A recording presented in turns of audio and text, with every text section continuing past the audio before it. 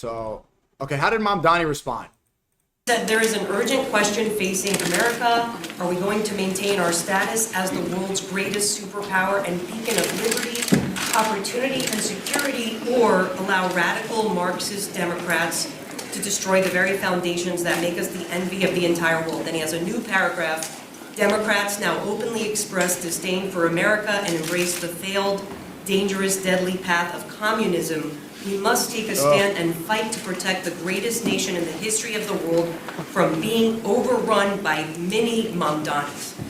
So it's a lot of characters. Yeah. You must have the pro account.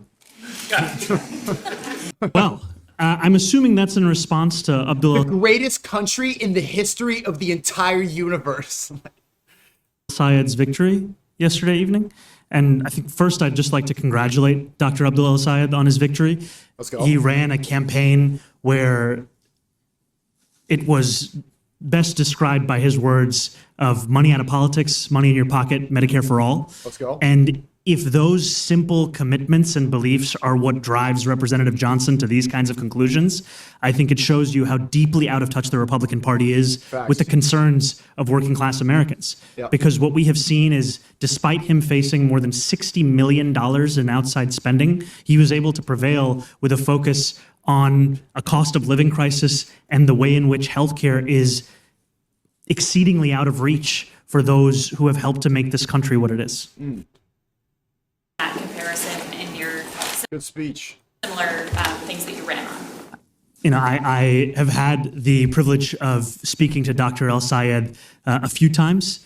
What I will say, and this was years ago, once when he came to New York City, he can lift a lot more than I can.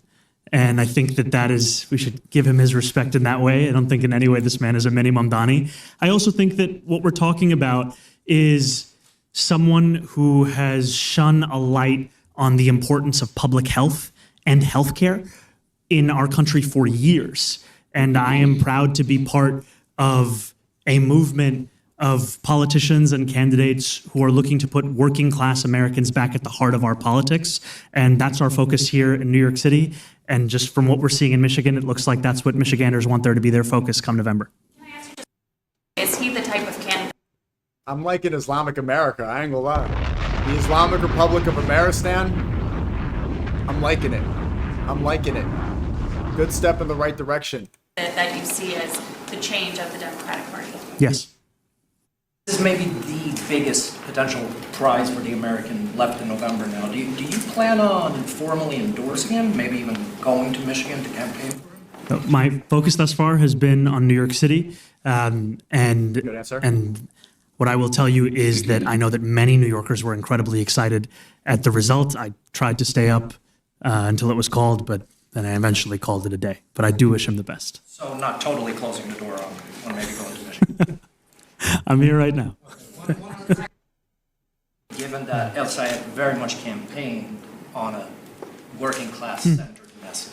Yeah, I will leave much of the assessment to pundits. What I will say is that when you are facing $60 million in outside spending, you are facing almost what feels like surround sound across a state where people are hearing a message about you again and again and again.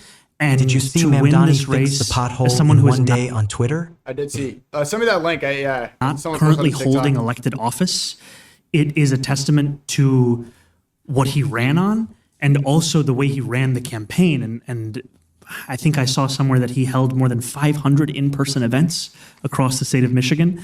That's the kind of work it's Grinder. going to take to ensure that we are winning in November. And truly kudos to him and to the team that he built around. I mean, it's unfortunate, but the right wing does not pose any real threat to this problem. Like they are so stuck.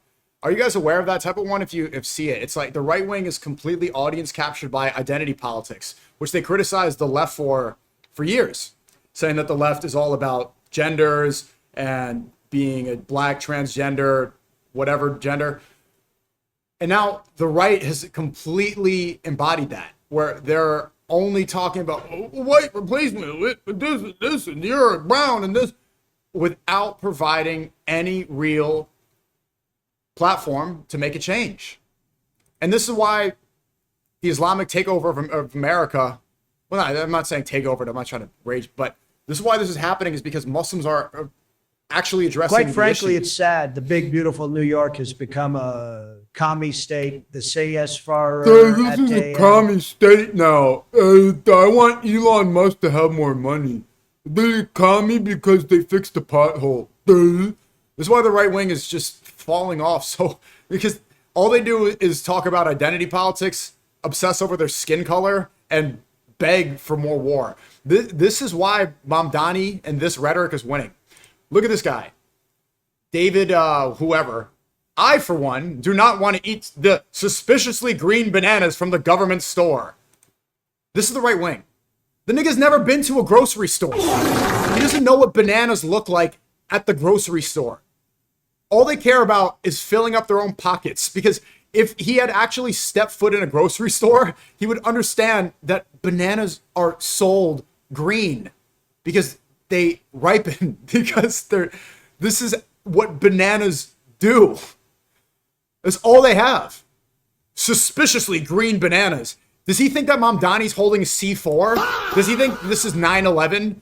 In his brain, he thinks Mamdani is secretly putting bombs in these bananas in fruit. This is like suspiciously green. Is it gonna detonate? It's all they have. If you obsess over this stuff, you're not gonna be effective. And look at this. Murders in New York City have reached the lowest level in recorded history under Zohran Mamdani. The lowest level in recorded history. You know what chuds are saying in the TTS, the skin worshippers? Thank you, Sammy, for the sub. They're saying, the New York City's commie now. The murders in New York have reached the lowest level in recorded history. Like, New York City's fallen.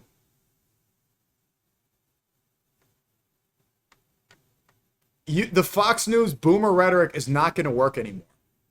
It's over. Around him, I think the message of money out of politics, money in your pocket, Medicare for all is one that even New Yorkers can relate to. Thank you all very much. Here's the pothole. Let's see. See the pothole. He fixed it in a day. Yo, Mamdani, bro, we need your help, gang. We need your help. We need your help. Look, like, gang, why is there a whole hole? Rabbi Shmuley. Shmuley, do you see him right here? His nose is peeking out. In the road, gang, that big ass hole. You see all these cracks, gang? And then there's another one right there. What's this? Come on, Mamdani. Come on, Mamdani. I ain't gonna lie, we need your help. That's why I don't think you should drive in New York City, because you hit one of those and you just have to start praying. Hey, y'all see how the world works, bro? You see how in the morning I said there was 2 potholes, right? Look what happened after I come back from work. What, nigga? Nigga, Mamdani, I did not know you was like that, nigga. Nigga, that quick? I said this shit like literally in the morning. That shit. No, but this is communist. We need to spend more money on bombing Iran because they have hijabs on women. We need to go free the women of Iran by bombing them. That's what we should spend money on, not fixing a pothole. Gone already? Nah, we love you, Mamdani. What the fuck? It's in the Bronx too. I think it's like the poorest district in America. Dope to see. This is what we need to be focusing on, bro.